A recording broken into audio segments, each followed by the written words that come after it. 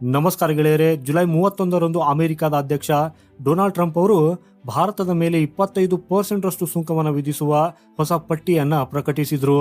ಗೆಳೆಯರಿ, ಪಟ್ಟಿಯಲ್ಲಿ ಭಾರತವನ್ನ ಸಿರಿಯಾ, ಮಯನ್ಮಾರ್ ಮತ್ತು ಇರಾಕ್ನಂತಹ ದೇಶಗಳೊಂದಿಗೆ ಸೇರಿಸಲಾಗಿತ್ತು.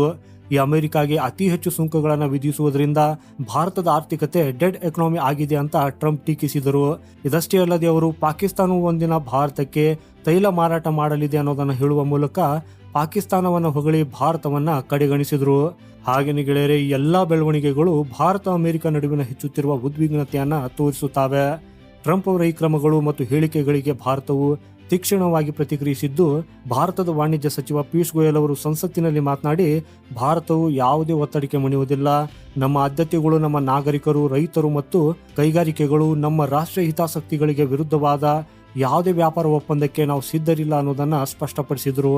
ಹಾಗೂ ಗೋಯಲ್ ಅವರು ಟ್ರಂಪ್ರ ಡೆಡ್ ಎಕಾನಮಿ ಹೇಳಿಕೆಗೂ ತಕ್ಕ ಪ್ರತ್ಯುತ್ತರ ನೀಡಿದ್ದು, ಭಾರತವು ಈಗ ಫ್ರಗೈಲ್ 5 ದೇಶಗಳಲ್ಲಿ ಒಂದಲ್ಲ, ಬದಲಿಗೆ ವಿಶ್ವದ ಅತ್ಯಂತ ವೇಗವಾಗಿ ಬೆಳೆಯುತ್ತಿರುವ ಆರ್ಥಿಕತೆಯಾಗಿದೆ ಅಂತ ಹೇಳಿದರು. IMF, ವಿಶ್ವ ಬ್ಯಾಂಕ್ ಮತ್ತು ಇತರೆ ಸಂಸ್ಥೆಗಳು ಭಾರತವನ್ನ ಜಾಗತಿಕ ಆರ್ಥಿಕತೆಯ ಬ್ರೈಟ್ ಸ್ಪಾಟ್ ಅಂತಾನೆ ಪರಿಗಣಿಸಿವೆ ಮತ್ತು ಜಾಗತಿಕ GDP ಬೆಳವಣಿಗೆಯಲ್ಲಿ ಭಾರತದ ಕೊಡುಗೆ 16% ಆಗಿದೆ ಅಂತ ಅವರು ಒತ್ತಿ ಹೇಳಿದರು. ಗೆಳೆಯರೆ, ಭಾರತದ ನಿಜವಾದ ಉತ್ತರ ಕೇವಲ ಮಾತಿನಲ್ಲಿಲ್ಲ, ಬದಲಾಗಿ ಕಾರ್ಯಗಳಲ್ಲಿ ಅಡಗಿದೆ. ಅಮೆರಿಕದ ಆರ್ಥಿಕ ಒತ್ತಡದಿಂದ ಹೊರಬರಲು ಭಾರತ ಮತ್ತು ರಷ್ಯಾ ಒಟ್ಟಾಗಿ ಹೊಸ ಹಣಕಾಸು ವ್ಯವಸ್ಥೆಗಳನ್ನು ರೂಪಿಸುತ್ತಿವೆ. ಇದರ ಪ್ರಮುಖ ಉದ್ದೇಶ ಡಾಲರ್ ಅನ್ನ ಕಡೆಗಣಿಸುವುದು.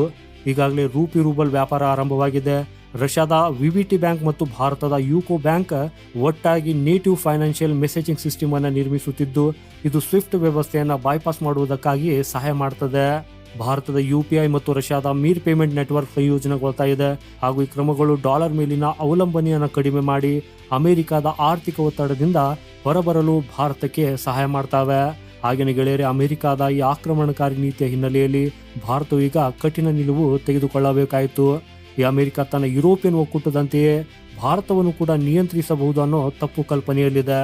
ಆದರೆ ಭಾರತ ಬಹುಸ್ಥಳೀಯ ಮಾರುಕಟ್ಟೆ, ರಷ್ಯಾದ ಇಂಧನ, ಬಲವಾದ ಉತ್ಪಾದನಾ ಸಾಮರ್ಥ್ಯ ಮತ್ತು ಬ್ರಿಕ್ಸ್ನಂತಹ ಅಲ್ಟರ್ನೇಟಿವ್ ಗ್ಲೋಬಲ್ ಪ್ಲಾಟ್ಫಾರ್ಮ್ಸ್ಗಳನ್ನು ಹೊಂದಿದೆ.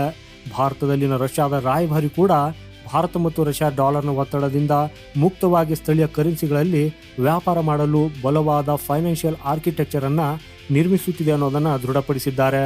ಗೆಳೆಯರಿ, ಈ ಅಮೆರಿಕದ ಸುಂಕಗಳಿಂದ ಅಲ್ಪಾವಧಿಯಲ್ಲಿ ಭಾರತದ ಟೆಕ್ಸ್ಟೈಲ್ಸ್, ಫಾರ್ಮಾ, ರತ್ನಗಳು ಮತ್ತು ಆಭರಣಗಳ ರಫ್ತಿನ ಮೇಲೆ ಪರಿಣಾಮ ಬೀರಬಹುದು.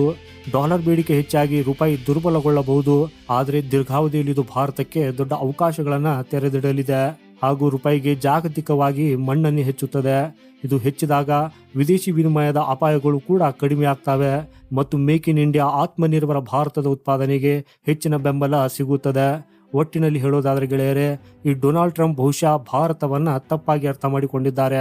ಆದರೆ ಭಾರತ ಈಗ ಹಳೆಯ ಭಾರತವಲ್ಲ, ಇದು ನ್ಯಾಯಯುತ ವ್ಯಾಪಾರವನ್ನ ಬಯಸುತ್ತದೆ ಹಾಗೂ ಯಾವುದೇ ಒತ್ತಡಕ್ಕೆ ಮಣಿಯುವುದಿಲ್ಲ ಅನ್ನೋದನ್ನ ಸ್ಪಷ್ಟವಾಗಿ ಹೇಳಿದೆ.